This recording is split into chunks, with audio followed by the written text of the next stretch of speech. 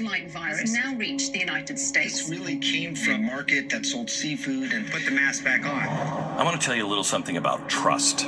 It may be the most important thing you can have in this life. Can I not clearly explain the circle of trust to you, Greg? No trust, no healthy relationships. No trust, you're paranoid at work. No trust in God, no faith. No trust, and every institution will crumble. We've lost trust. All of it. And not just in America, throughout the entire damn world. And it's really no mystery why. They lied to us over and over and over and over and over again. The NIH has not ever and does not now fund gain-of-function research. We didn't give them this much power. They took it with all those lies. And they still are. We did fight back. We may not agree with them, but the rules are the rules. And we still are. FDNY personnel who oppose the mandate are making their feelings known. But they have so much control with blackmail, lies, manipulation, money. Their slimy, evil tentacles are wrapped around every institution, every avenue that could possibly lead us to truth. Every avenue, but this one. We're just one of the few that refuse to submit, refuse to bend the knee, refuse to let this COVID catastrophe go unanswered. Because without trust, this nation fails. And the only way to restore trust is with a little bit of truth. It makes me very uncomfortable to have to say something, but he is egregiously incorrect in what he says. Thank you. History will figure that out on its own. Truth is the only way to restore this nation and to restore every fiber of freedom that runs through it. So tonight, we expose the truth of what happened. Not only the origin, the moves, the players involved in this entire pandemic narrative that is destroying us, but we'll show you the cover-up of all of it as well. Tonight, crimes or cover-up? Exposing the world's most dangerous lie. Hello, America. 15 days to flatten the curve. You remember that? It was a different world back then. We, I think, all wanted to do the right thing. We didn't know what we were dealing with at the time. We saw the leaked videos from China that was, showing soldiers locking people into houses and drones, ordering people home, and the overflowing hospitals. It was a scary time. What's happened since? 15 days has now turned into 612 days, and the curve has long been flattened. We've gone from we have to flatten the curve to we have to get herd immunity to we have to have a vaccine. All of those things seemed impossible. Now we have a vaccine and it's still going on. The real problem here is we've stopped trusting one another. When did that happen to us? I know we might disagree. You might be watching this now with a friend who says, I hate Glenn Beck. That's fine.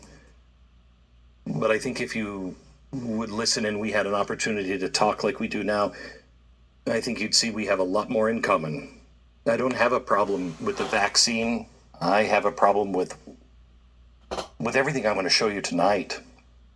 We've had people now chasing others down in public, shouting at them to put on a mask. We've had local governments encouraging neighbors to inform on one another. This is the Stasi. It's not America. We now have politicians, federal agencies, big tech, corporate America, all working together. It's the largest public-private partnership since World War II, and it's underway, and you don't know the half of it until tonight. We're not at war. They like to use war-footing wording, but that's just to perpetuate what they're building. So when did things turn?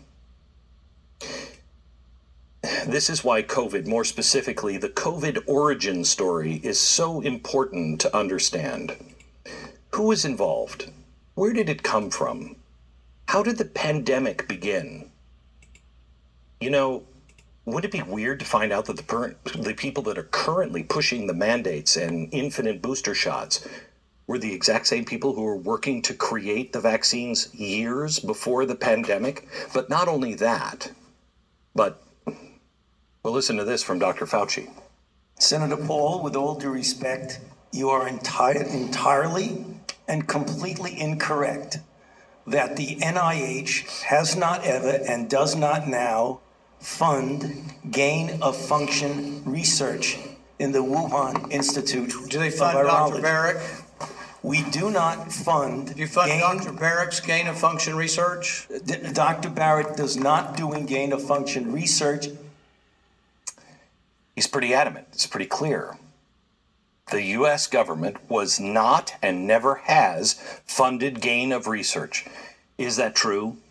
Most people don't even know what gain of research, great gain of function is. We don't know. It makes it easy to cover things up if people don't know. You will know tonight. And all of the questions that you've had, I think, will be answered by the end of this 2-hour broadcast, commercial-free. After this broadcast, we're going to do something special just on Blaze TV with Steve Deace, who has been following every thread of this pandemic. He's actually written a book on Anthony Fauci. If you have any questions about COVID, Fauci, the vaccine, or anything that you don't understand in today's episode, or you have questions that you wouldn't dare ask in public for fear of losing your job or some other insane form of societal retribution, you'll want to participate in the Blaze TV only Q&A with Steve, Daniel Horowitz, and Dr. Ryan Cole, happening immediately after this show, only on the network. They're going to answer all of your questions from subscribers in the Blaze TV live chat if you have any throughout the special. Use the promo code Fauci Lied and get 25% off to join our Too Dangerous for Big Tech discussion, or if we happen to be pulled off of YouTube tonight. Steve is joining us now. I just wanted to, where is he? Steve, there you are. Steve, you read the script last week. You've written the book on Fauci. Can you give people that might be tuning in, because we're going to be going through so much information, any advice going in, what to look for? My advice would be to have an open mind and look for the context that ties all of these various threads together. Why does this never end? Why can't they tell us when it will end? Why can't they tell us what a success or win looks like? You said, they want to use war footing, war language here. Well, we know what victory looks like in a war, right? The enemy surrenders. Mm-hmm. What does victory look like here? Why can't they give us those answers? It's because they're fighting a different war here than we think. They're not fighting a war against coronavirus. They're fighting a war against our way of life, and coronavirus is the means by which they want to fight it, and we're going to expose that here tonight. Okay, we'll talk to you a little later on in the program, and then we look for your schedule, your special in 2 hours. I know you have a couple of guests there that have not seen previews of what's on the chalkboard, and I'm anxious to hear what they say after the program, too. Thank you so much, Steve.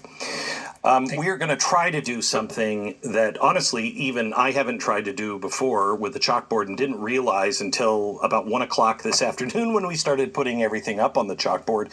In fact, we had to bring in a big, huge metal, see behind me, these are all of the little magnets. I don't think we've ever, when I was at Fox, I think that was the whole wall of magnets that we used for the whole thing.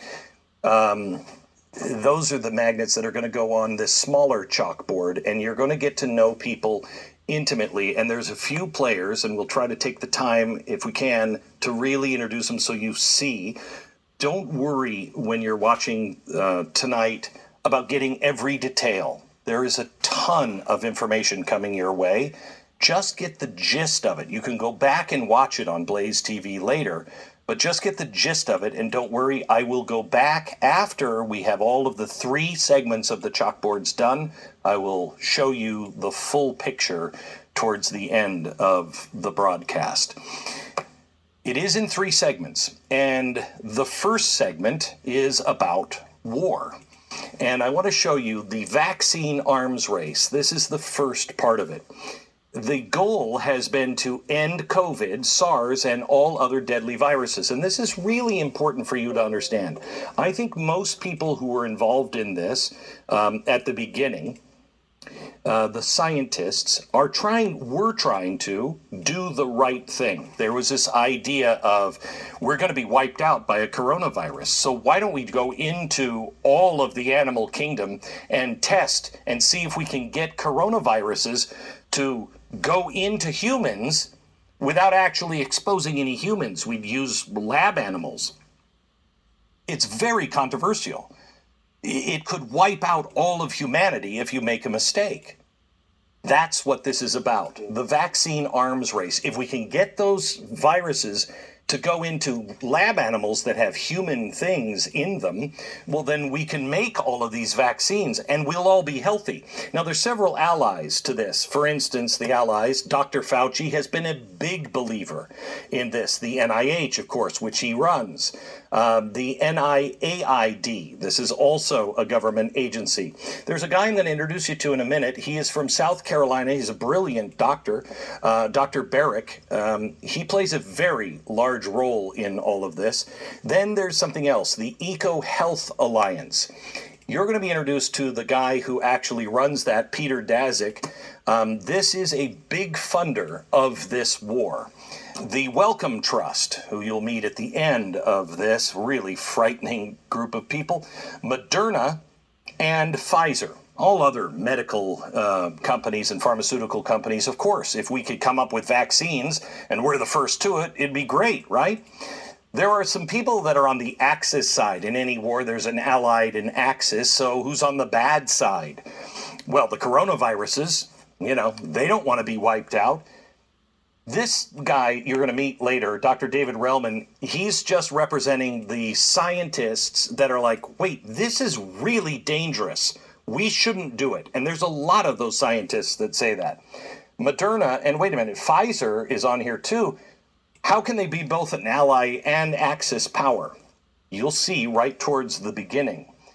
Now, in every war that I've ever seen, there's one neutral country, and they usually choose to be neutral. In this particular war, the vaccine arms race, they don't choose to be neutral. They just don't know anything about it. Even though their life and their very walk of life, their society, culture, everything, even humanity itself, if this goes wrong, could be wiped out. But they don't know anything about it. The Switzerland, in this case, is you.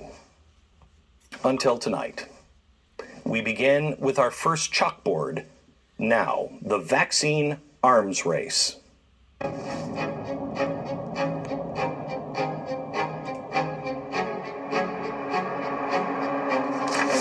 Okay. All right, so I have Jason, who's our chief researcher and head writer. He's playing Carol Merrill at the chalkboard today. Sorry, Jason. But he knows the story, and it's a very complex chalkboard. When does the arms race first start? When does this all start? Probably not when they think. November 2002. 2002. It's a long story, for the love of Pete. That's why it's 2 hours long. The COVID-19 origin story is a tale of an international arms race, a mad dash to create a vaccine.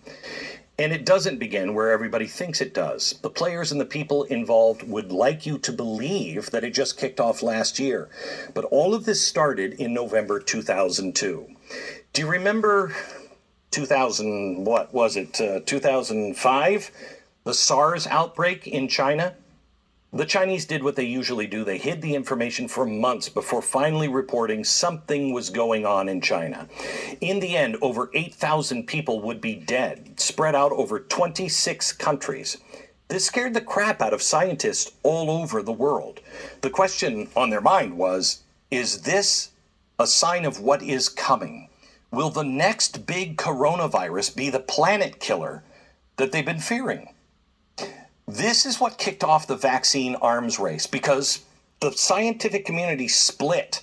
Half of them said, we've got to test everything. And the other half said, let's not make it. Have you seen the movies before? It doesn't work out well. So in October 2005, 3 years after the SARS outbreak, Dr. Ralph Baric. He's an important guy. He's an American citizen. He's out of the University, I think, of South Carolina or North Carolina. He published his progress, and this is it. This is his published report, Development of Mouse Hepatitis Virus and SARS-CoV Infectious DNA Constructs, okay? This research was heralded in the day as a new era in coronavirus genetics and cloning. Meanwhile, the United States government was making all of the moves that all of us missed. Just months after he published this research, December 2005, the government passed an emergency supplemental appropriations to address hurricanes in the Gulf of Mexico and Pandemic Influenza Act, because obviously the hurricanes and the flu go hand in hand, right? Nobody paid attention to this. This is why you have to read everything when the government publishes their little 20,000-page bills. This is the actual Emergency Act, and this is on page 119. A little fact here that's tucked away. How would you know? It is the last page, the rule of construction concerning National Vaccine Injury and Compensation Program. Here it is. Guess what it does? It officially grants liability waivers to pharmaceutical companies working on emergency use authorization vaccines. So let's just say the pandemic happens and the government says, we got to have a vaccine. It's an emergency. And companies like Moderna and Pfizer ramp up vaccine research and production. Now let's say you suffer from a side effect because it's an experimental rushed vaccine. Well, you can't sue anybody because this was passed. This is the government saying there's no lawsuits on this. None. Now, that's good for the collective, but bad for the individual. But that's exactly how big government works, and that's how it's sold. It's interesting that this got pushed through under hurricane appropriations at exactly the same time the vaccine arms race was kicking off. It also signaled something else, again, that we all missed. The government was making moves now in tandem with giant pharmaceutical companies. I'll come back to that in a second, and it's probably going to piss you off a little bit. The government put protection in place. The coronavirus vaccine arms race kicked into high gear because of it. In January 2007, Baric then published another paper. This one is on mouse-adapted SARS coronavirus. Mouse-adapted, what is that? Okay, so they go and they find a bat, and they're looking for coronaviruses. And what they want to do is they want to put that coronavirus from another animal into this animal. So what they do is they take this little bit of the DNA. Where is that? Well, I don't know where. Oh, I think I just. Oh, you know what? We don't get it out of the back. We get it out of their poop. So it poops it out. And then we put it into a mouse. Okay, so this is what this is about. A mouse-adapted SARS coronavirus, okay, causes mortality in mice. It was published in the National Institute of Health website. That's the NIH. That is Anthony Fauci's place.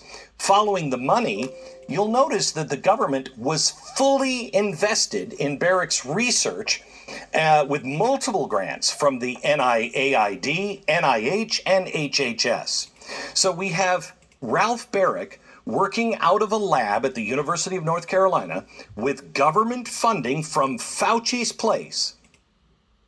But that's the start. There was another lab, also in the arms race, on the other side of the planet. This was the Wuhan Institute of Virology in China. While Baric's lab was using mice to clone the virus, a woman named Dr. Shi, you might have heard of her, she's the Bat Lady, together with Peter Daszak. This is an important guy. He's an American. He is the head of Eco Health Alliance. They were busy looking for the source. They weren't worried about the mice. They were looking for the bat poop. They were looking for the coronavirus. In October 2013, they found it. Xi and Daszak found a treasure trove of coronavirus samplings in bat caves in remote China, including one they had never seen before. Well, once Barrick here in the United States heard this, he immediately reached out to Xi asking for its genetic data of the bat crap. Xi obliged. Well, Xi wasn't able to culture the virus in her lab, but Barrick had new era coronavirus research, and it allowed him to take the spike gene that you've heard about from this new virus and move it into the SARS virus that he had already made to see if it could be passed from bats or from mice to people. Will it make people sick?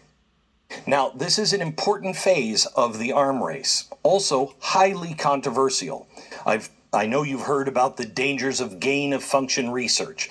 This is the act of taking a virus from one animal, then taking a little piece from humans, and then put that with the bat crap that we just got out of there. So you have the human, and you're going to put that into a mouse with a bit of the virus from the bat crap, and you're going to put that into the mouse, okay? And then we're going to see if the mouse gets sick, because it has humanized lungs, for instance. Will this make it more transmissible to humans? If so, then they make a vaccine, if everything goes right. Well, apparently somebody in the government got really spooked because it was October 2014 where the United States government halted all of the funding on gain-of-function research. Dr. Barrick was included in this. But guess what happened? He was given a waiver to keep going. So there's a new law. You can't do any of this, except for you. Not only that, the U.S. government funded and continued to fund Peter Daszak and the EcoHealth Alliance, who was directing those funds directly to Dr. Xi in China. Our money through a front organization to Xi. Not all the scientific community was sold on this kind of research. I'm going to show you a conference that Dr. Barrick attended in 2014. The highly respected microbiologist David Relman asked Barrick directly if his work would involve gain-of-function tweaks that would increase coronavirus danger to humans. Watch.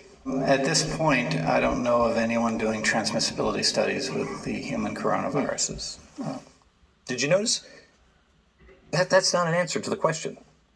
He said, I don't know of anybody doing that, but that's not what he was asked. I'll save you from the boring science babble.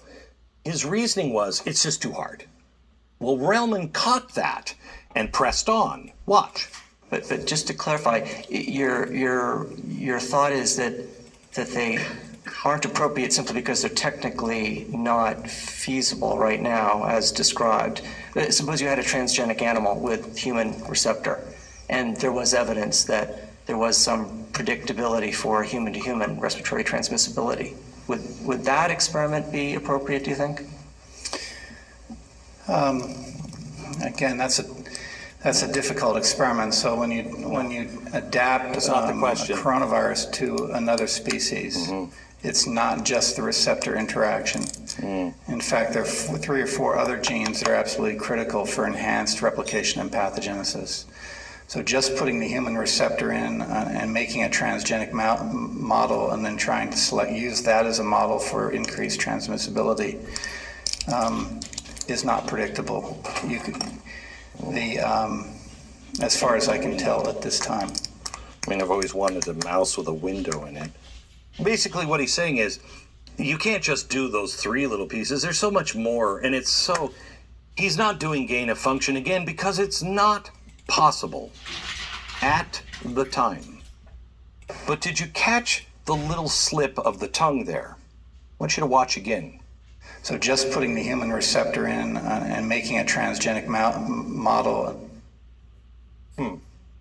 Didn't it sound like he was saying transgenic mouse and then caught himself and said model? And that's really interesting because guess what Barrick publishes? This is unbelievable. November 2015. It's an announcement of a brand new coronavirus Frankenstein that can spread to humans. And how do they know? Because they made transgenic mice to bring it along. Wow, that's weird. It's just a couple of months before he said it's impossible to do. Who were the hosts for this horror show? Dr. Barrick and Dr. Shi from China. Scientists immediately began to criticize Barrick and Shi's work as risky and dangerous. Do you remember when Fauci had his back and forth with Senator Paul saying, it's stupid, you're stupid, you call it gain of function, you don't even know what you're talking about? Well, let me show you this. This is an article. Do I have it up here? Yes. Here's an article. Debate over risky research. Engineer bat virus SARS debate, blah, blah, blah. What is known as gain of function research? This article is one of the most highly respected journals out there. It not only calls it gain of function, not once, but 2 times. So if this was so risky for American doctors, how in the heck did Barrick and Daszak think it was okay to have the Chinese Communist Party help? I have to ask that question because it had to be on the minds of people like Dr. Barrick and Fauci over at the NIH if they cared. When Barrick first published his new Frankenstein virus, I have to tell you, he conveniently left off one thing. In April 2016, he issued a correction. The correction, just the small fact that part of his research was done via funding from the U.S. government to Peter Daszak and EcoHealth Alliance directly to Dr. Shi in China. Hello? Calling Rand Paul. Why did he initially leave that part out? What's with the correction? Don't worry. He left something else out that we'll get to in the last part of the show, and it's kind of a big deal. Now, we reached out to Dr. Barrick to ask him, why did you leave off the funding disclosure in the EcoHealth Alliance in 2015? So far, he hasn't called us back. By November 2017, Dr. Shi then took her collaboration with Barrick and began publishing on her own. This is her research. But she was doing it now in Wuhan. All of these people were working on gain of function research on coronavirus, despite the moratorium. But in December 2017, Fauci's NIH made it official and removed the funding pause. I guess they figured, they're using our money anyway, might as well just be open about it. We also reached out to Dr. Fauci and the NIH to get an on-the-record response for why they officially lifted the pause. No response. Meanwhile, all of our players here on the chalkboard continue their collaboration. Just to remind you, Peter Daszak, Dr. Barrick, and Dr. Shi, Wuhan, and the United States with Fauci. Here's an email from 2018 in January. This email shows that Daszak's EcoHealth Alliance paid Dr. Barrick an undisclosed honorarium fee for an unknown service. Okay. If any of these people are ever testifying in front of Congress and Congress actually can do something about it, this is probably something they should ask about. It's insane how much stuff is just flying under the radar, and nobody in the media seems to care. Can I ask you something? I don't care who you voted for. Do you feel the government or anyone in the government or the media is actually relating to you and fighting for you to find the answers to the questions that you and your family have? Who will ask these questions? We've reached out again to EcoHealth Alliance as well as Dr. Barrick to ask them what this was all about. So far, no response. But it goes on. 1 month later, in February, Dr. Barrick was coordinating with Dr. Shi to go to her lab in Wuhan. So you have Daszak Barrick and Xi. It's one big gain-of-function pajama party, and the Frankenstein coronavirus was the guest of honor. We're still uncovering new information almost weekly on the extent of the collaboration between Barrick, Daszak, and Xi with funding directly from the U.S. government. Last month, the independent research firm Jurassic revealed this grant proposal that was made in 2018. Now, this draft proposal is quite long, and it's requesting funding from DARPA. Now, listen to this. See if it sounds familiar. What this proposal is proposing is that DARPA would fund an idea where they inject bat coronavirus collected by the Wuhan lab into transgenic humanized mice and then try to make vaccines. They even mention using test cave sites to do some of these experiments. Now, taking a look at all the players involved, you will see all of the people that are involved in this are all on the bandwagon to do that come hell or high water. Barrick and Xi were right there along for the ride. I can't imagine the proposal reviewers over at DARPA, one of the biggest group of minds we have in America, sitting around a table reading this, and they say, wait a minute, hang on, I just want to see if I have this right. So this Daszak dude, he wants us to send him millions of dollars to do dangerous gain-of-function research while they work hand in hand with the Chinese Communist Party? I mean, what could possibly go wrong with that? DARPA rejected the proposal. Look at what one of their reasons was. Quote, the team discusses risk mitigation strategies to address potential risks of the research to public health and animal safety, but it doesn't mention or assess potential risks of gain-of-function research. So even DARPA is calling this out for what it is. So why is Fauci telling Senator Paul the exact opposite? And where is anyone to come out with any of these facts? Believe me, we haven't even started yet. Here we have one arm of the government, DARPA, rejecting this research because they say it's dangerous, and then the other arm of the government, Fauci and the NIH, saying, here, we'll give you money, funding through EcoHealth, Barrick, and Wuhan. And if these, quoting the rejection letter, risks were being proposed to DARPA, who's to say that Daszak, Barrick, and Xi didn't continue the experiments in Wuhan anyway? This is another question that no one has been willing to ask, because we're shut down the minute you ask it. Well, we asked Peter Daszak if the experiments did go on in China despite being rejected by DARPA. You can guess the response. He hasn't replied. No matter what scientist you listen to, they all say, and this is where they're going to lose you, the fern cleavage site on the COVID-19